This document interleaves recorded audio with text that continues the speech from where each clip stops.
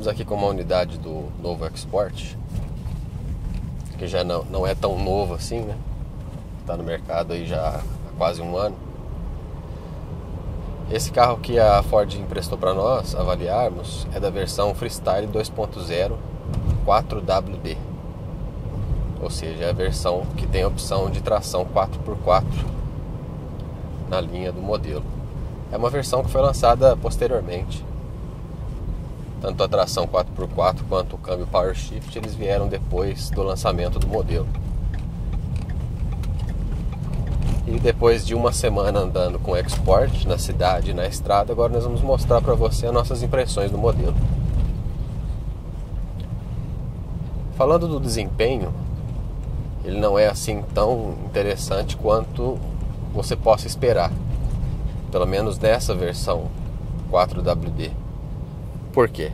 Se nós analisarmos a ficha técnica do modelo, a gente vê que as versões 1.6 são bem leves. Elas começam ali nos 1.220 quilos aproximadamente. Isso para a versão mais simples, que é 1.6S. Uma versão que tem rodas de aço com calotas, né? E falta bastante coisa em termos de equipamento de série. Agora nessa arrancada, só para abrir um parênteses aqui, você vai ver o controle de arrancada, que a gente solta o pé do acelerador, o carro não vai para trás.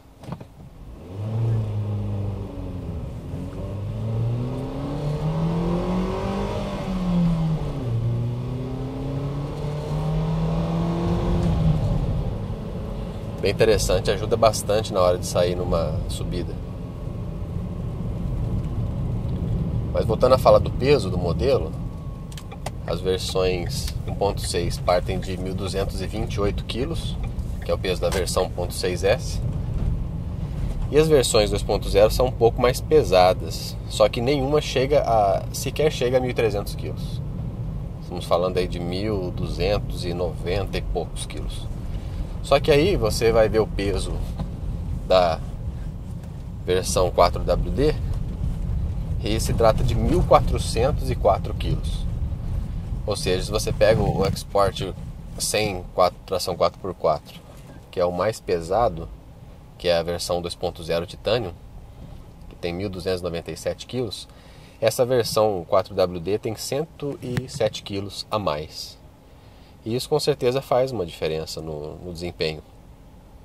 Imagine que sedãs grandes geralmente são muito criticados, né, pelos seus proprietários e também pela imprensa quando eles têm motor de apenas 4 cilindros, né, motor 2.0 com 150 cavalos, alguma coisa assim, porque se trata de um motor fraco para aquele tamanho, aquele peso de carro.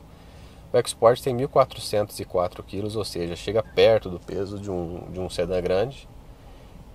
E isso faz com que nem mesmo um motor 2.0, 16 válvulas, né, de até 147 kg, 147 cavalos no álcool, isso faz com que esse motor sofra bastante para impulsionar o modelo. Tanto que 1.400 kg é o peso apenas do veículo, né? Nós podemos colocar ainda, se você tiver com 4 ocupantes a bordo, você sente como que a situação fica complicada. Então o desempenho, sinceramente, não é muito superior a de um Export 1.6, porque 1.6 tem aí 115 cavalos, mas o peso bastante menor, então o desempenho acaba ficando parecido. Esse câmbio de 6 marchas é um adicional, claro, né, no modelo. É claro que a gente sempre, visando conforto, a gente vai atrás de um câmbio automático. Mas se você não tem essa opção, usar um câmbio manual de 6 marchas também é interessante, porque você consegue sempre fazer com que o motor trabalhe na faixa de rotação correta, né, entregue mais potência, mais torque, e você não fique com um carro que praticamente não anda.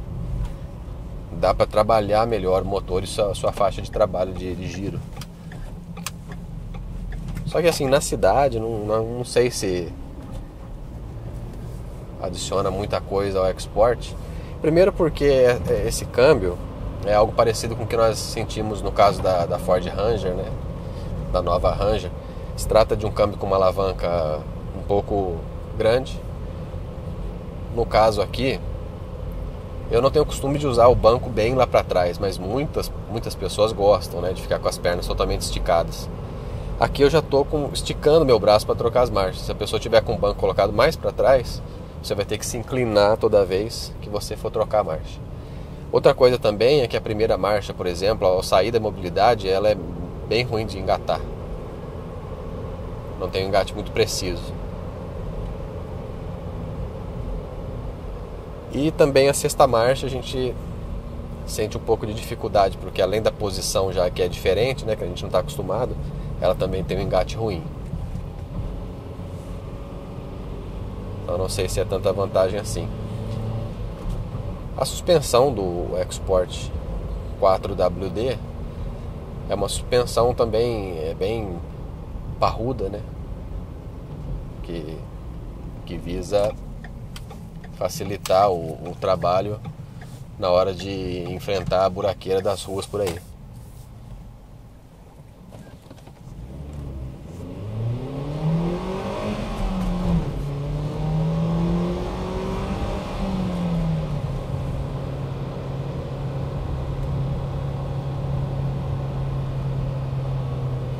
Só que em comparação com o Renault Duster, que a gente avaliou recentemente, eu achei que a suspensão do Duster absorve um pouco mais a buraqueira.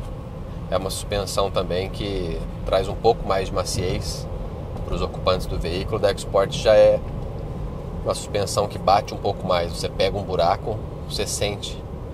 Mesmo com esses pneus especiais, né, da versão 4WD, que servem também para andar na estrada de terra. É uma suspensão um pouco mais firme, que não absorve tanto as batidas como no caso do Duster.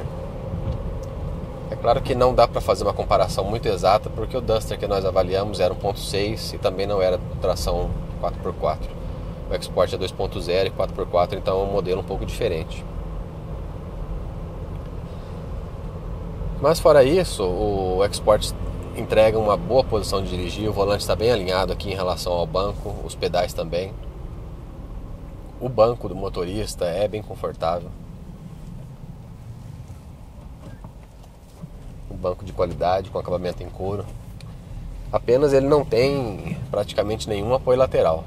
Nas curvas você tem que se segurar um pouco para não cair do banco. Mas fora isso é um banco confortável. E aí a gente entra na questão do consumo, que no caso do EcoSport parece que tudo conspira contra, né, a gente conseguir ter um consumo melhor, pelo menos nessa versão 2.0 4WD. Nós não usamos para fazer medição de consumo com a tração das 4 rodas acionada. Esse botãozinho aqui do painel ficou desligado, porque é claro que a pessoa não vai usar o carro com isso acionado no dia a dia na cidade. Mas mesmo assim, nós temos, por exemplo, né, algo em torno de 100 kg a mais por causa da tração lá atrás. É um carro alto, é um carro volumoso. Na cidade também, mesmo com esse câmbio de 6 marchas, você tem que ficar fazendo sempre muita redução, acelerando. De primeira para segunda você tem que jogar uma rotação um pouco mais alta, senão ele entra em segunda marcha meio devagar. E é claro que nós deixamos o ar-condicionado ligado a semana toda, porque esse é o padrão que nós usamos. Mas fora isso, nós notamos inclusive quase que praticamente um replay do que nós tivemos na semana passada com o Hyundai HB20S. Nós fizemos a avaliação do HB20 e tivemos um consumo bem alto, tanto com álcool quanto com gasolina. E o EcoSport teve um consumo que foi quase exatamente que o mesmo. O HB20 teve na cidade com álcool 4,8 km por litro, o EcoSport 4,9.